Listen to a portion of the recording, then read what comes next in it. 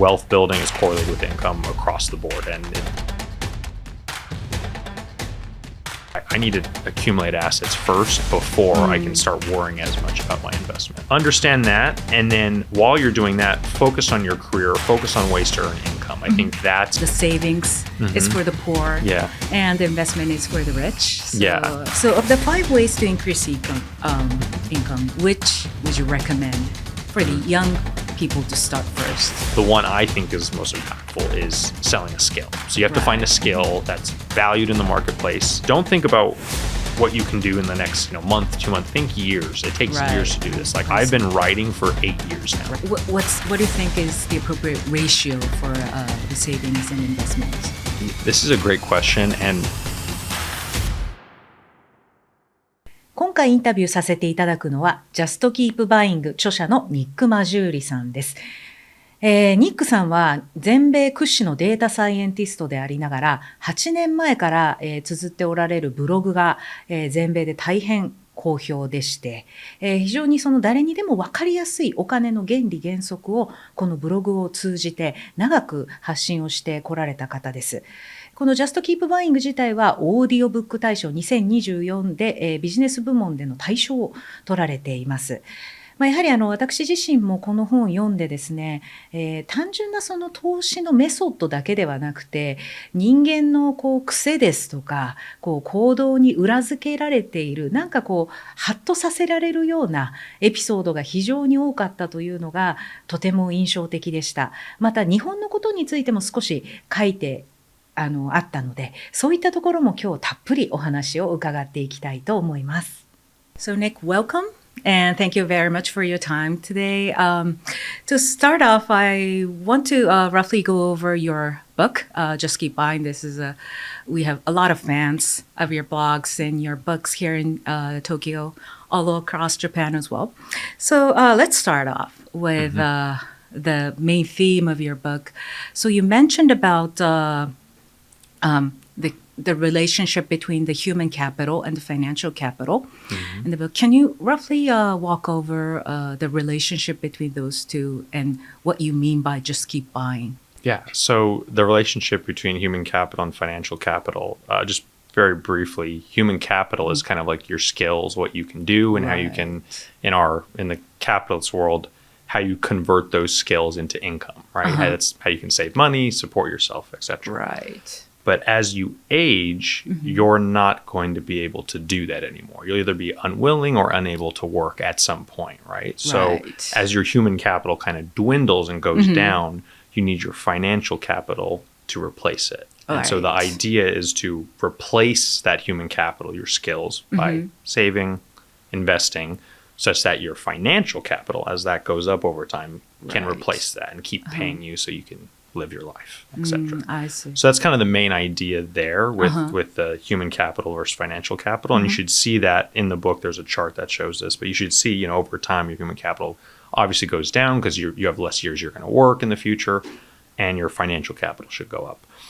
In terms of the main theme of Just Keep Buying, the main theme there is to, the continual purchase of a diversified set of income producing assets, right? And just doing that over a very long period of time, that should build wealth. And that would have built wealth historically. There's a lot of data I have in there that shows that. And it would have done it across many different scenarios, right? It doesn't matter where you were investing. If you had been able to buy a diversified set of investments over time, you would have done well, right? And so that's kind of the idea, right? It's not about buying just one stock market, not just the US, not just Japan, not just, the UK or whatever. It's about getting a diversified set of income producing assets, and not just stocks, not just bonds. There's a lot of other assets, and I know we can discuss that today, but it's about having a lot of those at once. And by having that diversification, you're going to be able to build wealth in almost any environment. Of course, there's bad periods, but over the long run, you should be able to build wealth and support yourself.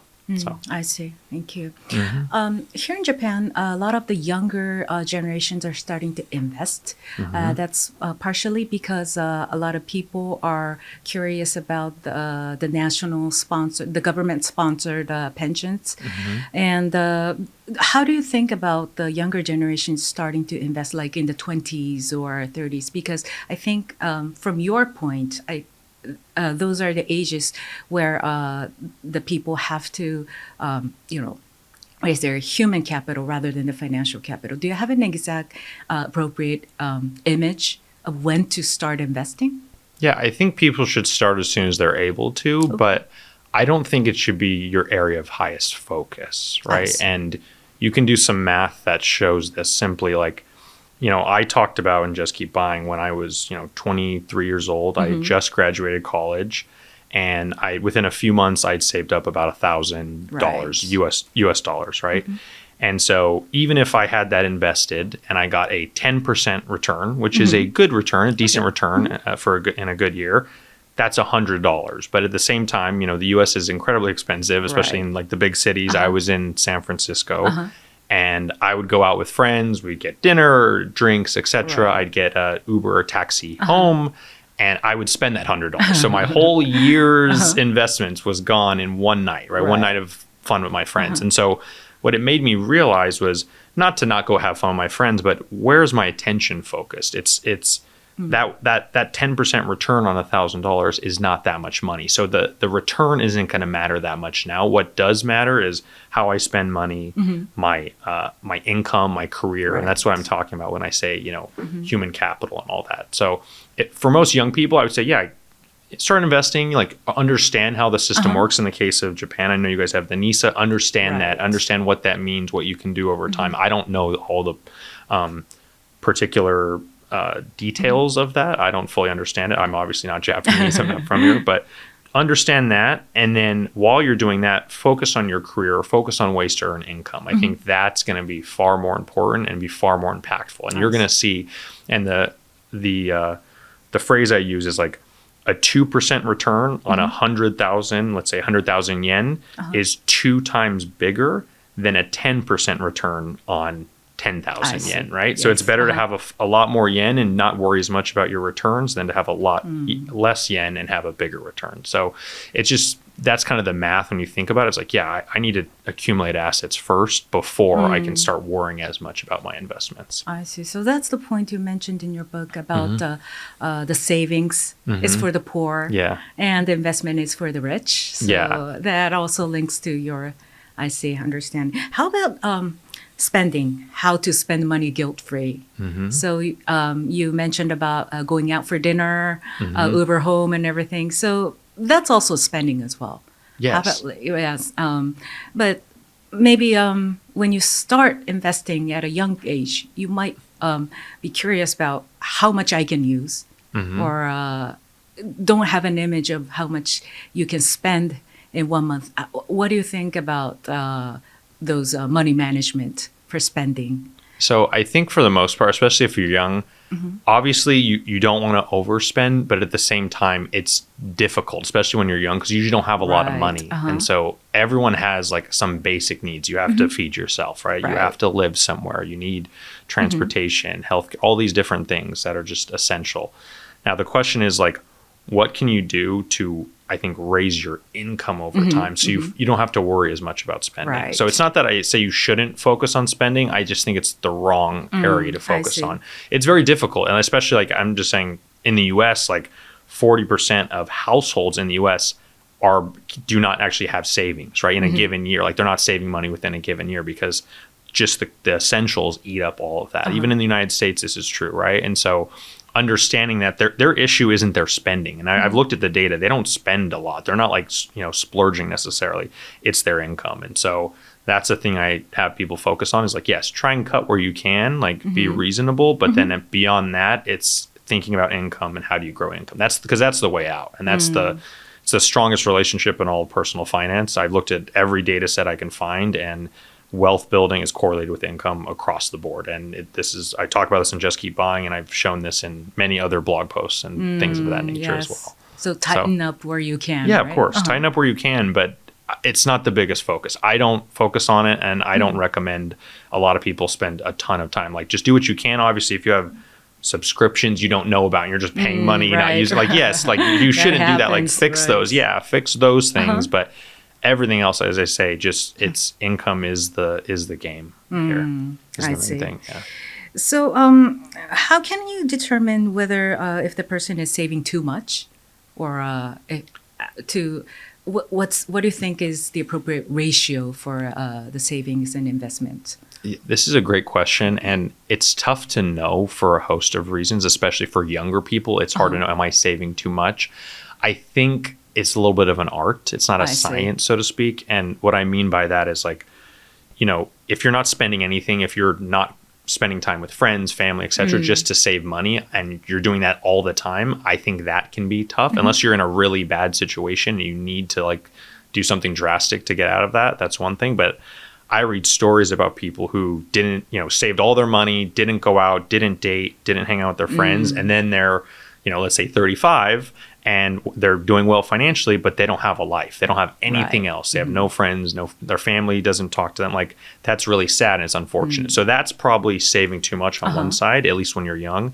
I think when you're older, it's a little bit easier to see. And there's a great book that came out in the US called Die with Zero. I know it's very popular in Japan as well, but that book talks about this over saving, over accumulation. And one of the things which was from that book, and I've independently verified with a different data set, shows that when people die in their 60s, 70s, 80s, as they get older, at least in the US, the amount of money they leave behind in an inheritance, or what we call a bequest, just gets larger, which means people are they're not spending their money. It's just growing and growing and growing, and they die with more. They're not dying with anything close to zero. They're actually dying with more money. And so when we talk about over saving, I really focus on older people who especially have a lot of assets and probably will not spend anywhere near their assets, right? And I think there's a couple reasons for that. One, it's a behavioral issue. Like, some people, like, if you've save your whole life and then you retired and now you have to go to spend, it's very tough to change your behavior, right? To go from saving a lot your whole life to then go to spending. So I think that's one of the issues going on here. But I'm not sure what it's like in Japan in particular, but I know in the US for sure there's a lot of retirees that are getting their money, their Social Security, etc., and they don't know what to spend it on, so they end up saving it, and their wealth just keeps growing over time, right? And that's where I talk about saving too much, and I hope that makes sense in the context. Right, yes. I think in Japan it's the aging population, I guess, because Japan is one of the countries that has a very long the longevity issue. So everyone's kind of afraid to spend their money. So instead of spending themselves, they want to inherit those assets to their children and their grandchildren. But here comes the tax issue that's associated with the inheritance. So it's becoming a very big problem here in Japan about saving too much and not spending among the elderlies. Right. Yeah. Well, can I say one more thing on that? So I ran a poll on Twitter or X. I don't even know what they're calling X. And I asked my followers, I said, would you rather have, $500,000 at 30, $1 million at 40, or $2 million at 50, right? So I guaranteed, right? So you're guaranteed. And I even said adjust for inflation. So don't worry about changing prices. Which one? And overwhelmingly, everyone wanted it earlier. Everyone said, I want it at 30.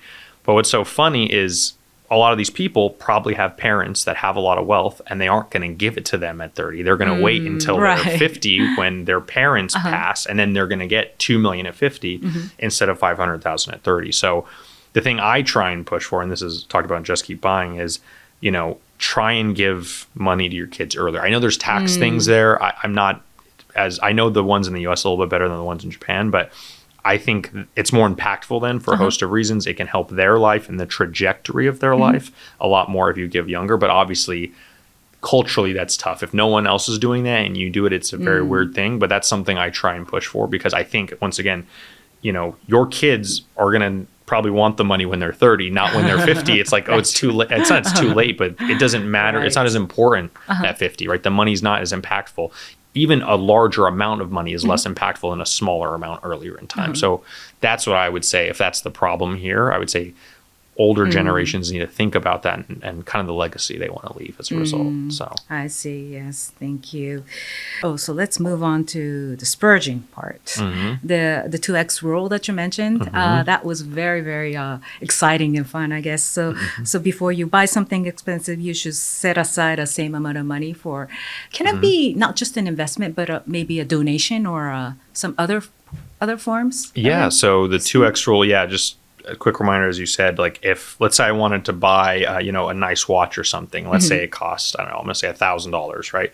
If I wanted to spend that $1,000, I would save another 1,000, so 2,000, 2x, and I would take that other 1,000 and I could invest it in stocks or income producing asset of some sort. Or you're right, you could donate it. You could give it to someone, donate it to a worthy cause. Whatever works for you, it allows you to get rid of some of the guilt of spending money on yourself. And like I said, we're in a culture, especially in the US, where saving is such a big thing. And so people aren't spending enough either on themselves or on others. And in that case, like, I'm for it, but find a way to do it that you can get rid of the guilt, right? That's kind of, it's hard for a lot of people. And so I think this rule is helpful. It's helped a lot of people. And I use it sometimes, so I don't use it for every single thing I do, but for some things, I will kind of come up with something like that works. So, all right. Thank you. So of the 5 ways to increase income, which would you recommend for the young people to start first? Okay. So let's talk. So in the book, I talked about 5 different ways. Let's go through each one of them briefly. The first one is called selling your time. So that's the easiest one. That's the entry level. Yeah, anyone can do that. It doesn't matter what the job is, but if you're doing something where you're basically giving up your time to do something for someone else, it could be anything, right? You could work at a cafe, you can, I don't know, work at a mall, whatever. There's a host of different things you can do out there, right? That's like the easiest one. After that, I would call selling a skill. That's the second one. And so you have to develop some expertise in somewhere. So for example, I recently got engaged and we had to hire a photographer, and the engagement photographers are expensive. And so they come out and they do your photos and all that, but that is a specific skill. If you give me a camera, I can take photos of you, but they're not going to be as good as the professional photographers, right? So that's a skill that you can charge more for that as a result. So you can charge a premium. The third one is like selling a product. Now, of course, there's different types of products out there. You can come up with, like, for example, a book is a product, right? You can create software online. You can create a game or a mobile app. You can create a physical product. Like, let's say you want to create, mugs, something like that. Just there's products you can create. That's the third way. The fourth way is teaching people. So education, whether that's kind of also in like creating content is like an educational thing. It's also can be a product in certain circumstances. So if you can teach someone in terms of like doing tutoring or something, right? That's teaching at a very small scale. But if you can take your content and make it for the mass market, you can get a lot more. So that's another thing. And then lastly, the last way to raise your income is climbing the corporate ladder, which is working at a job for a long time. I know in the US, I think this works very effectively. I know in Japanese culture, it's a little different because my understanding, at least, remember, I don't know a ton on this, but my understanding is that here, income goes up mostly with seniority. So it's really how long you've been at a place more so than what someone might say your necessary skills are in a given place. And so I don't know if that's changing or how much that's changed over time. But if that's the case where you just have to be at a place for a long time to see your income go up, then I think if I had to recommend among those 5, the one I think is most impactful is selling a skill. So you have to find a skill that's valued in the marketplace. So in this case, Japan, Tokyo, wherever you live, and find what is that skill that people want, and then how can you sell it for a premium. So I just gave a simple example of being like a wedding photographer. That would be something that would work in the US. But what is the need here in Japan that you can fill, and what's that skill? And don't think about what you can do in the next, month, 2 months. Think years. It takes years to do this. Like I've been writing for 8 years now, right? Like this book is sold well here in Japan. And once again, I don't know any Japanese. I wrote this in English. It got translated. It's actually sold more copies here in Japan than it's sold in the US, which I never would have guessed, right? It's shocking to say the least, right? But it's one of those things where I wrote for 3 years, didn't make any money when I was writing on my blog. And then, a couple years later, I wrote the book. So it's a very long-term game, and your life can change in 5 to 10 years. It's just, you have to get started working on what is that skill. Mine is writing and a little bit of financial data and analysis. So those are the two things those are the skills that I'm trying to sell in a way. And so find what are the skills that you can sell in your local economy. So were you thinking of making money when you started blogging? No, not really. I loved writing about this stuff. And so I always have. I love crunching the data, doing the numbers and all that. And then obviously over time, like, yes, people started saying, oh, we'll sponsor your newsletter, this, that. And one thing led to another. And I wrote the book, and it just did better than I thought. So it's just that simple. So, and I'm glad it's resonated with people, and, it's helped a lot of people. I actually had someone write me an email the other day and said, like, Nick, your book's made me 6 figures, and like in the United States, and that's a lot of money. And I'm like, wow, that's amazing. So I'm very grateful that it's been able to help people, and I appreciate you guys, having me on for this as well. So all right, thank you. To mitigate bad luck in investments, and how they can implement that how the investors can implement that into their personal investments. With asset allocation, how do you do that? It's through diversification. Diversify. That means owning other types of risk assets and non-risk assets. So whether that means more cash or bonds, treasury bills. It's not just owning one stock or stocks within one market, but owning stocks from across the world, right? And think about using social networks and other information from the internet when starting investments. I think it can be incredibly misleading for a host of ways. I think the thing to keep in mind is you don't know someone else's financial situation. Keep in mind just like what matters to you, and what are the things that you should care about, and trying to keep an absolute measure of that